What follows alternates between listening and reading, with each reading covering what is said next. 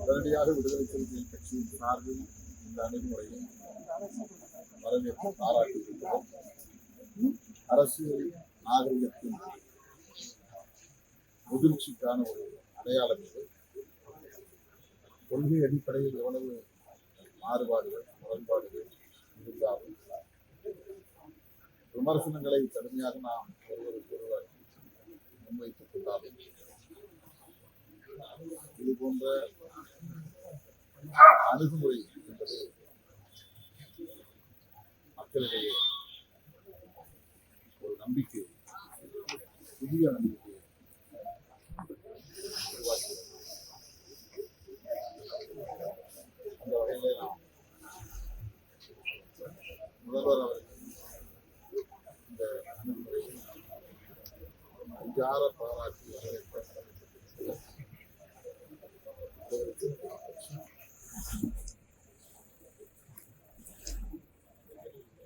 எதிரணியிலே இருந்து தேர்தலை சந்தித்தது அவருக்கு எதிரான சில விமர்சனங்களை வைத்தது என்றாலும் மதசார்பற்ற சக்திகளோடு இணைந்து ஆட்சி அமைக்க விரும்புகிறோம் என்று அவர் எடுத்த அந்த முடிவு, அதன் அடிப்படையில் எங்களை போன்றவர்களுக்கும் வெளிப்படையாக அழைப்பு விடுத்தது. அவருடைய இன்னொரு பரிமாணத்தை நமக்கு அந்த வகையிலும் அவருடைய அணுகுமுறையை விடுதலை சிறுத்தைகள் கட்சி பொதுவாக பாராட்டினார். சந்திச்சது 47 சட்டமன்ற உறுப்பினர்கள் 30 சட்டமன்ற உறுப்பினர்கள் தனியாக இந்திய கூட்டணி வெளியில வந்தது நாங்கள் விஜய்க்கு ஆதரவு கொடுப்போம் அப்படின்னு சொல்றாரு. அவங்க எப்படி பார்க்கிறோம்? அவர்களின் உட்கட்சி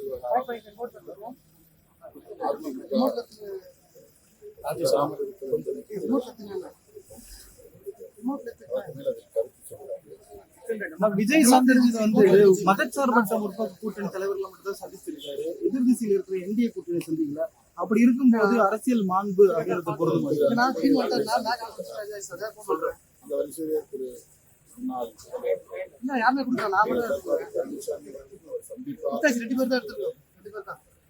இரண்டு பிரிவாக இருந்தாலும் கூட இன்னும் அவர்தான் அதிகாரப்பூர்வமாக சட்டப்பூர்வமாக அதிமுக பொதுச் செயலாளர். ஆகவே அவரையும் சந்திப்பார், சந்திப்பவர். உங்களை சந்திக்கிறதுக்கு எப்ப சந்திக்கிறீங்க, எங்க சந்திப்பாங்க? தான் நான் வைத்திருக்கிறேன். 4 மணி அல்லது நீங்க உங்களை முதல்வர் ஆக்குறதுக்கான முயற்சிகள் நடந்தது, அதை முறியடிச்சது காங்கிரஸ் தான் சொல்லிட்டு நேற்றுக்கு ஒரு செய்திகள் பரபரப்பாக பேசப்பட்டது. அதற்கான முன்னெடுப்புகள் நடந்தது சார். காங்கிரஸ் அதிலே எந்த வகையில் தலையிட முடியாது. அதிமுக, திமுக மற்றும் அந்த கூட்டணியில் இடம்பெற்றுள்ள சில கட்சிகள் அந்த முயற்சியை மேற்கொண்டதாக எனக்கும் தகவல் கிட்டியது. நாங்கள் இடதுசாரிகள் இருக்கிற முடிவின் அடிப்படையை முன்வைத்து எங்கள் உயர்நிலைக்குழுவிலே விவாதித்து அதன் பின்னர் தான் முன்னெடுத்தோம். எல்லோரும் அது தாமதமான முடிவு என்று விமர்சிக்கிறார். ஒரு அரசியல் கட்சியை நடத்துகிறவர்களுக்கு தான் நிலையில் ஒரு முடிவை எடுத்துவிட முடியாது. எங்கள் கட்சியின் உயர்நிலைக்குழு 8ஆம் தேதி மாலை 6 மணி அளவில் ஆன்லைன் மூலமாகத்தான் கூடியது. ஜூம் ஆப் வழியாகத்தான் நாங்கள் கூடினோம். அவரவர் இருப்பிடத்திலிருந்து அதை கலந்து கொண்டார். ஏற்கனவே நாங்கள் இடதுசாரிகளுக்கு அப்படித்தான் சொல்லியிருந்தோம். நீங்கள் எடுத்த முடிவு என்ன என்று தெரிந்த பிறகுதான் அந்த முடிவை ஒட்டி நாங்கள் விவாதிப்போம் என்று சொல்லியிருந்தோம். ஆகவே நாங்கள் 6 மணிக்கு கூடி 8:30 மணி 8:45 மணி வரையில் இந்த கூட்டம் நடந்தது. அந்த இரவே நாங்கள் இந்த முடிவை அறிவிக்க முடியாது. எதிரும் புதிருமான சில கருத்துக்கள் வந்தன. ஆகவே நாங்கள் ஏற்கனவே திட்டமிட்டிருந்தது 9ஆம் தேதி காலை 11 மணி அளவில் அல்லது அதற்கு மேல் செய்தியாளர்களை சந்திக்கலாம் என்று எண்ணியிருந்தோம். அதை அறிவிக்கிறோம். நாங்கள் யாருக்கும் எந்த ஊடகத்திற்கும் 11 மணிக்கு நாங்கள் சந்திக்க போறோம் என்று அறிவிக்கிறோம். ஊடகவியலாளர்கள் அவர்களாகவே ஒரு யூகத்தின் அடிப்படையில் கட்சி அலுவலகத்திலிருந்து காத்திருக்கார்கள்.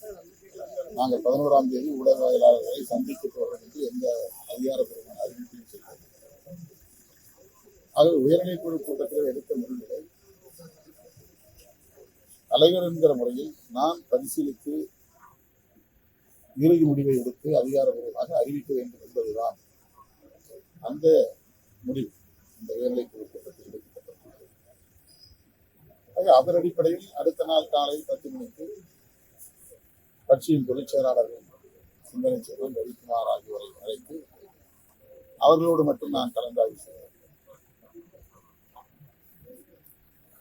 இடதுசாரிகள் நிபந்தனையற்ற ஆதரவை தெரிவித்திருக்கிறார்கள். அதை போல் நாமும் நிபந்தனையற்ற ஆதரவை தெரிவித்தது அமைச்சரவையில் இடம்பெற வேண்டாம் என்கிற கருத்தை நான் வலியுறுத்தினேன். இடதுசாரிகள் அப்படி இருப்பதிலே ஒரு நியாயம் இருக்கிறது. ஆனால் நாம் விளிம்பு நிலை மக்களுக்காக இயக்கம் நடத்துகிறோம். நாம் அதிகார பகிர்வை கோருகிறவர்கள், ஆட்சியிலும் பங்கு அதிகாரத்தின் பங்கு என்ற முழக்கத்தை வைத்துக் கொண்டிருக்கிறார்கள். எனவே நாம் அமைச்சரவையில் இடம்பெற வேண்டும் என்கிற கருத்தை பொதுச் செயலாளர்கள் வலியுறுத்தினார். அது தொடர்பாக இறுதி முடிவு எடுப்பதில் சற்று எங்களுக்கு தாமதம் ஏற்பட்டது. அது பெரிய தாமதம். எங்களுக்கு தேவையான கால அவகாசம். நாங்கள் அதிகாரபூர்வமாக அறிவிக்காத நிலையிலும் 11 மணிக்கு ஊடகவியலாளர்கள் வந்து விட்டதனால் இது தாமதம் தாமதம் தாமதம் என்கிற ஒரு தோற்றத்தை அவர்கள் ஏற்படுத்தினார். நாங்கள் அழைத்திருக்கிறோம். ஊடகவியலாளர்களே அமர்ந்து காத்திருக்கிறோம். நாங்கள் எங்களுக்குள்ளாக பேசி முடிவு செய்வதற்கு முன்னரே ஏன் இன்னும் அறிவிக்கவில்லை என்று ஊடகங்களில் அறிவுஜீவிகள் எங்களுக்கு எதிரான அவதூறுகளை பரப்பினார்கள். எங்கள் கட்சியில் இருந்து யாரும் தாவேகா தரப்பில் எந்த கோரிக்கையும் நாங்கள் அதிகாரப்பூர்வமாக வைக்கவில்லை. ஏனென்றால் நாங்கள் நிபந்தனையற்ற ஆதரவை வழங்குவதா அல்லது ஆட்சியில் பங்கேற்பதா என்பது குறித்தே முடிவெடுக்காமல் இருக்கிறோம். அப்படி இருக்கிற போது எப்படி நாங்கள் பேச முடியும்? நீங்கள் சொன்னதை போல ஒரு தகவல் இருந்தது உண்மைதான். ஆனால் அதற்கு நாங்கள் இணங்கவில்லை. முதல்வர் அதிமுக தரப்பில் அணுகிறாங்களோ அதிமுக தரப்பில் யாரு அணுகினார்கள், அதற்கு நாங்கள் உடன்படவில்லை என்பதனால்தான் இந்த முடிவை நாங்கள் எடுத்தோம். உண்மை. நீங்க இப்ப எடுத்திருக்கக்கூடிய இந்த முடிவு, நாங்கள் இந்த முடிவை உயர்நிலைக்குழு எடுத்த முடிவு. அமைச்சர்கள் பங்கேற்பதா கூடாதா என்பது குறித்த விவாதம் தான் 11 மணிக்கு மேல் நடந்தது. இரண்டாவது, தாவேகாவுக்கு நாங்கள் ஆதரவு தெரிவித்தாலும் கூட சட்டமன்ற உறுப்பினர்கள் கையெழுத்து போடலாம். சட்டமன்ற உறுப்பினர் ஒருவர் விருதுநகரில் இருக்கிறார், ஒருவர் காட்டுமன்னார் கோயிலில் இருக்கிறார். காட்டுமன்னார் கோயிலில் இருந்தவர் இரவே வந்துவிட்டார். விருதுநகரில் இருந்தவர் அடுத்து 9ஆம் தேதி காலை விமானம் பிடித்துதான் சென்னைக்கு வந்து சேர்ந்தார். அவர் வந்து சேரவே 11 மணிக்கு மேலாகிவிட்டார். நான் எங்கேயோ ஒரு இடத்தில் இருந்தேன். அவர் என்னை தேடி வருவதற்கே மதியம் 1 மணிக்கு மேலாகிவிட்டார். கிட்டத்தட்ட 2 மணி தான் வந்து சேர்ந்தார். அப்ப சட்டமன்ற உறுப்பினர்களே இல்லாமல் நான் எப்படி கையெழுத்து போடுவேன்? அதை அதிகாரப்பூர்வமாக எப்படி அறிவிப்பது? ஆக கட்சி நடத்துகிறவர்களுக்கு தான் தெரியும் ஒரு முடிவை எடுப்பது, அதுவும் நெருக்கடியான நேரத்தில் எப்படி முடிவை எடுப்பது, எல்லோரையும் சமாதானப்படுத்துகிற அளவுக்கான ஒரு முடிவை எடுப்பது.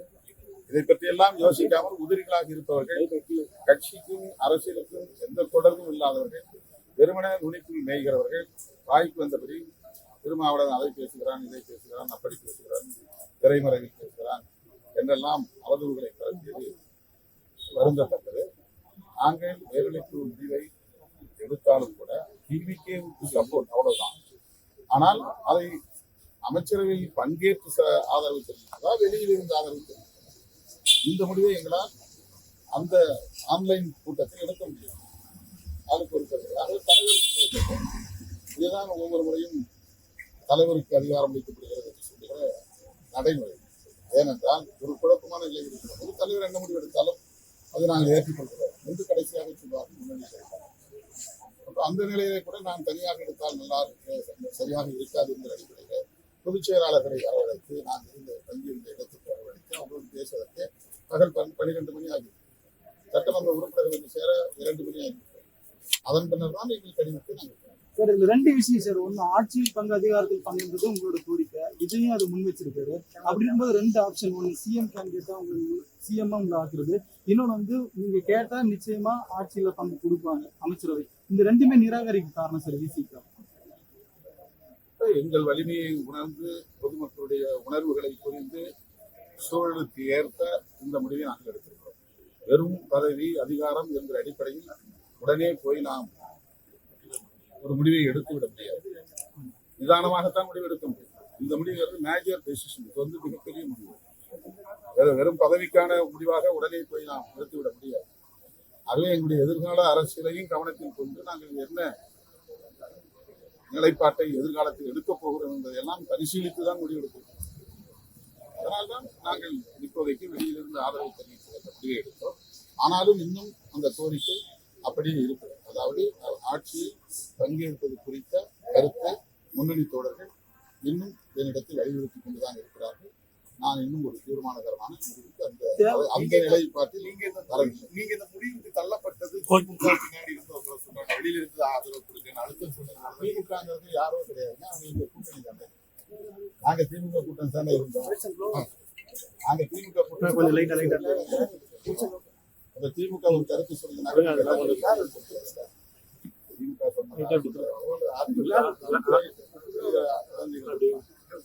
நாங்க திமுக தலைமையிலான ஒரு கூட்டணியில இருக்கும்போது அவங்க ஒரு ப்ரொபோசல் வைக்கிறாங்கன்னா அந்த ப்ரொபோசல் வந்து நாங்க வந்து தூக்கி இருந்து விட முடியாது. நாங்கள் 10 ஆண்டுகளுக்கு மேலாக நம்மளோட இணைந்து பயணப்பட்டிருக்கிறோம், பல போராட்டங்களுக்கு செயல்பட்டு நின்றிருக்கிறோம்.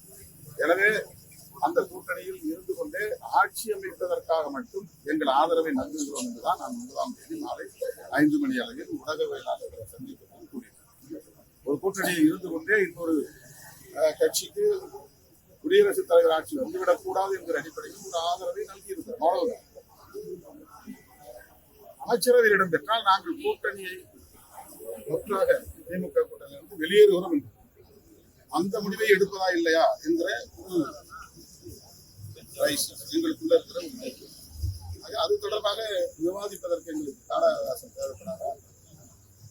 எதுக்காக வந்து இவ்வளவு தூரம் எழுதுறாங்க, ஏன் வந்து தாமதப்படுத்துறாங்க, இவங்க எதுவும் ஒரு திரைமறைகளை பேரம் பேசுறாங்க, அதெல்லாம் ஒண்ணுமே கிடையாது. இந்த மாதிரி எந்த பேச்சுவார்த்தை நடத்தாலும் எங்களுக்கு அவங்களோட எந்த அக்சஸும் கிடையாது. நீங்க சொன்னீங்க இன்னமும் அமைச்சர் ஆட்சி அதிகாரத்துல பங்கு எங்க கட்சி தோழர்கள் பேசி இருக்கிறாங்க. இன் ஃபியூச்சர்ல